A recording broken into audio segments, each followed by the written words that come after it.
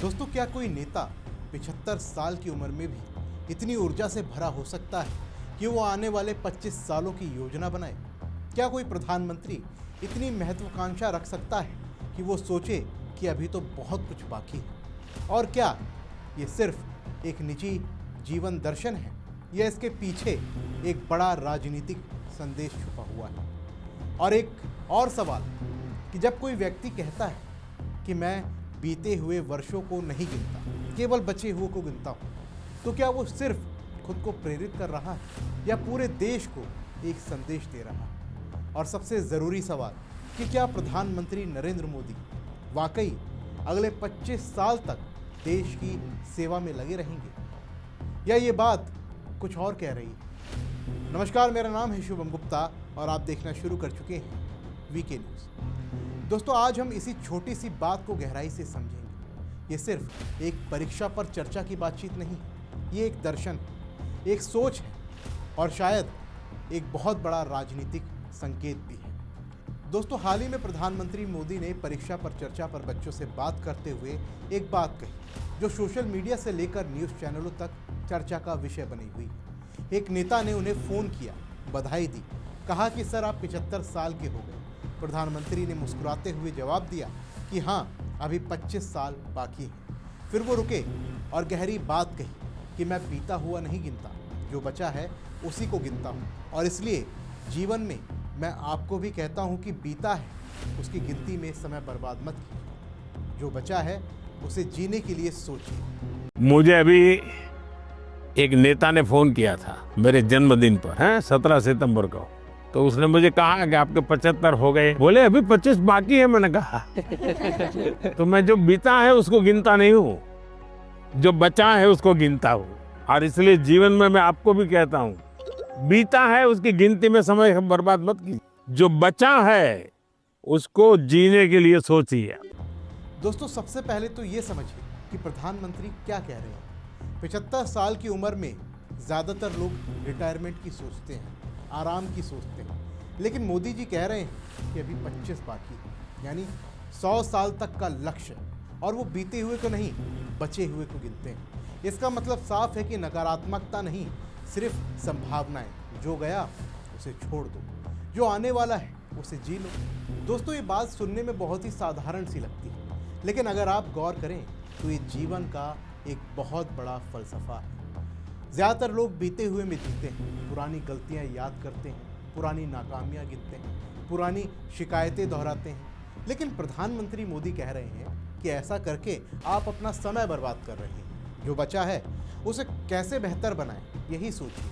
अब सवाल ये उठता है कि क्या मोदी वाकई अगले 25 साल तक प्रधानमंत्री बने रहेंगे? क्या वो 100 साल की उम्र तक कुर्सी पर बैठे रहना चाहते हैं? नहीं दोस्तों, बात इतनी सतही नहीं है। मोदी की ये बात एक बड़े विज़न की ओर इशारा कर रही है। वो बार बार 2047 की बात करते हैं, विकसित भारत का सपना, अमृतकाल। जब भारत अपनी आज़ादी के 100 साल पूरे करेगा, उस वक्त भारत दुनिया की तीसरी बड़ी अर्थव्यवस्था नहीं बल्कि एक वैश्विक महाशक्ति बनेगा। और मोदी जानते हैं कि ये सपना पूरा करने के लिए लंबी सांस चाहिए, लंबी सोच चाहिए। 75 साल की उम्र में भी वो जिस ऊर्जा के साथ काम कर रहे हैं, सुबह 5 बजे उठना, देर रात तक मीटिंग्स, देश विदेश के दौरे, ये बताता है कि वो खुद को किसी उम्र की सीमा में बांध कर नहीं देखते। वो कह रहे हैं कि मेरा मिशन अभी पूरा नहीं हुआ, अभी बहुत कुछ करना बाकी है। और ये संदेश सिर्फ उनके लिए नहीं, पूरे देश के लिए, खासकर युवाओं के लिए, बच्चों के लिए।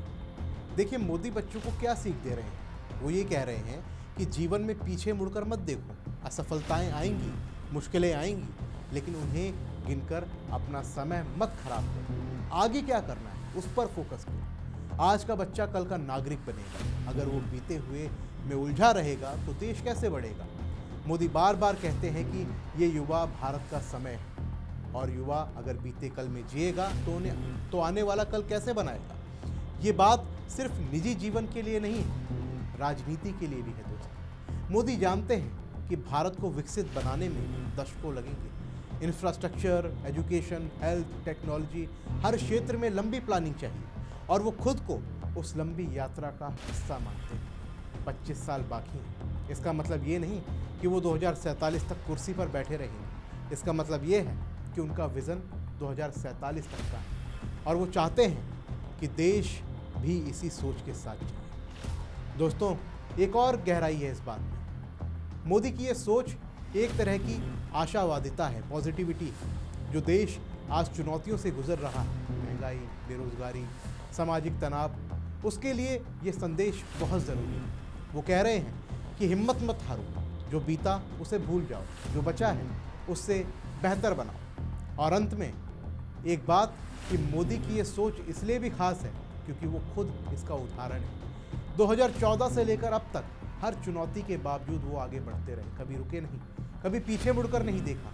और यही वो देश को सिखाना चाहते हैं, खासकर बच्चों को, कि ये जीवन छोटा है, समय कीमती है, उसे बीते हुए के अफसोस में मत गवाओ, आने वाले कल को बनाने में लगाओ। दोस्तों, प्रधानमंत्री की ये छोटी सी बात बहुत बड़ा सबक है। ये बताती है कि एक नेता कितना दूर तक सोच सकता है और एक इंसान कितनी दूर तक जी सकता है अगर वो सही सोच के साथ जी। दोस्तों, आप क्या सोचते हैं? पीएम मोदी का ये दर्शन आपको प्रेरित करता है या आपको लगता है कि इसमें राजनीतिक महत्वाकांक्षा ज़्यादा है? कमेंट बॉक्स में हमें ज़रूर बताइए। फिलहाल के लिए इस रिपोर्ट में बस इतना ही। मिलते हैं अगली वीडियो में, तब तक के लिए जय हिंद। वीके न्यूज़, राष्ट्र के नाम।